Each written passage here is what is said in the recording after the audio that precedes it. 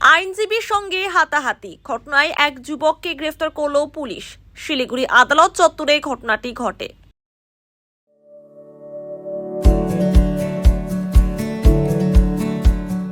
Pampered, not just a hospital, but a mother.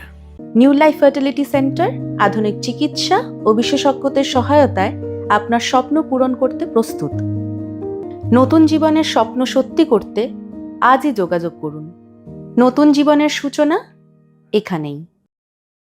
অভিযোগ, আদালত চত্বরে এক আইনজীবীর সঙ্গে যুবকের কোনো বিষয়ে বিবাদ হয়। এরপর সেই বিবাদ হাতাহাতি পর্যন্ত গড়ায়। খবর পেয়ে শিলিগুড়ি থানার পুলিশ পৌঁছে অভিযুক্ত যুবককে প্রথমে আটক করে।